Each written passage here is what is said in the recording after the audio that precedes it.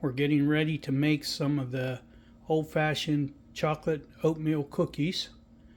And our ingredients are 3 cups of the 1-minute oatmeal, 3 cups of sugar, 3/4 cup of the Hershey cocoa, 3/4 cup of the condensed milk, not sweetened milk, and let's see, I guess that's all, other than 3/4 of a stick of butter, but sometimes I put 1 stick of butter.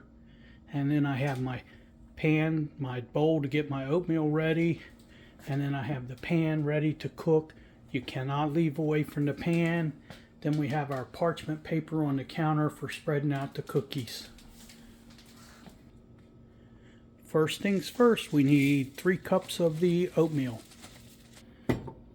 Okay, we got our 3 cups of oatmeal. We're going to set that aside until our chocolate is ready.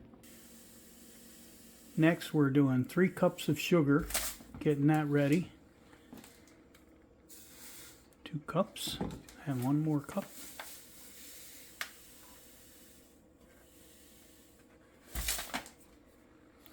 We start our burner kind of on a medium low till the sugar starts to get melted a little bit. While we're waiting on that, we need the 3/4 cup of the canned milk. Now we're doing our 3/4 cup of the condensed canned milk. And then we'll do our 3/4 cup of the Hershey cocoa. And we'll 3/4 sticks of our butter. We'll get that right in our pan. Just dump her all in there. And then get our 3/4 cup of the cocoa, but use the dry cup to mix that so it doesn't stick so bad. Now we're getting our 3/4 cup of the cocoa mix. If you go over a little, doesn't matter.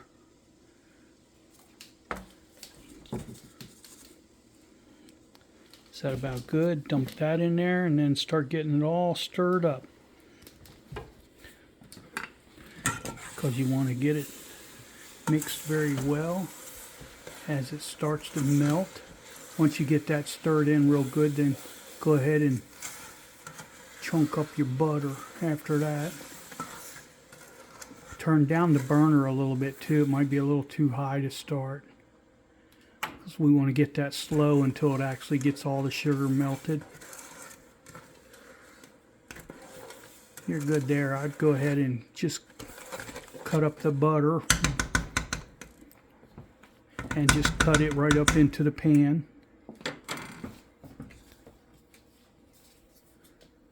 Just start the whole thing in there? Yeah, take the knife and just cut it in chunks, the butter knife. Use a butter, well, just do it right over the pan, and that way it's easier to melt because you don't have one big piece. I just cut it right over the pan. Cut some chunks up in there.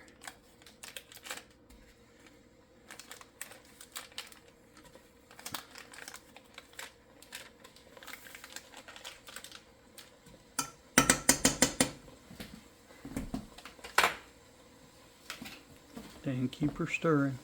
One thing you don't want to do is let that chocolate scorch.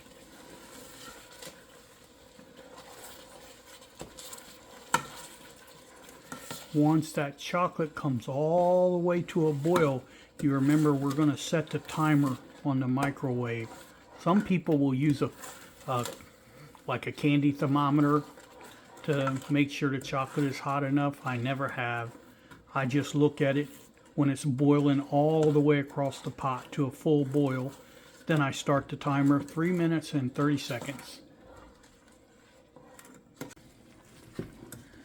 Chocolate is starting to boil pretty good, almost all the way across.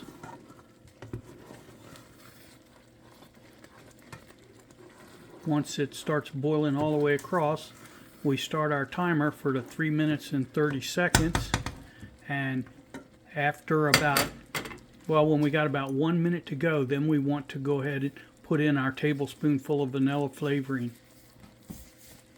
Now that it's boiling all the way across, we're going to set our timer to start for our 3 minutes and 30 seconds. After the 3 minutes and 30 seconds, well, after 2 minutes 30 seconds, we put our spoonful of vanilla flavoring in there. And when it hits the 3 minutes and 30 seconds, we yank it off the fire real quick and dump in our oatmeal and stir it very fast. Also, we have our parchment paper ready to spread our cookies. I've got 2 spoons, one big spoon, a little smaller. So we're going to scoop the cookie out with the big spoon, drop it on the parchment paper, and we got the little spoon to help knock it off the big spoon where it wants to stick. Also, I have a towel sitting here on the counter. I can set the hot pot on the counter on the towel. That way it keeps the chocolate warm so it doesn't get hard so fast before you can get it out of the pan. Once you get that vanilla flavoring in there, it's going to snap, crackle, almost like you've got a little bit of water and oil. But we'll get ready to do it. Okay, we're going to put the vanilla flavoring in right over top of the pan. And if you overflow the spoon a little bit, no big deal. Make sure you got enough vanilla flavoring in there. It's not going to hurt. There you go. Just dump it in there and then stir again. You can hear it. It bubbles right up. We've got about 1 minute to go. We'll move it off of the burner, and then we'll dump in. Not yet, Bill.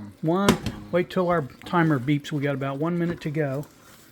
Then we're going to move it off the burner and dump that oatmeal in and stir it really quick.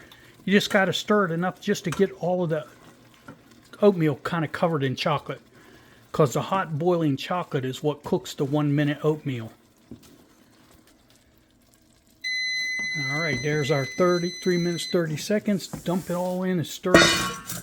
Get all that oatmeal coated in the chocolate really good and quick. Don't waste time. Try to get it covered as much as you can. Flip it upside down, get that, there you go, like that, because it's going to start getting hard on you. Alright, let's stir it fast. It looks like most of it's all coated there. Alright, let's get rid of your big spoon right now, or leave it right in there, who cares. Let's take it over to the towel there, and then you can start spooning out your cookies.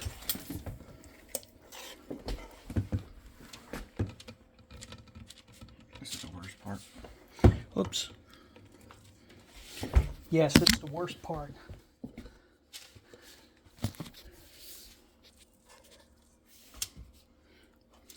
We're getting our cookies out of there. Go all the way to the back too, because you're going to make about 36 cookies. You're going to need room for them. Don't make them so big if you can help it, but you're eating them.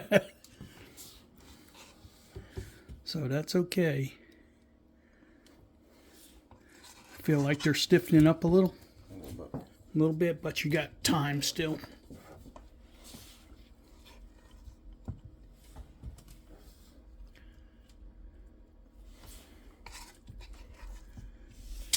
I'm just making a mess. Yeah, you are.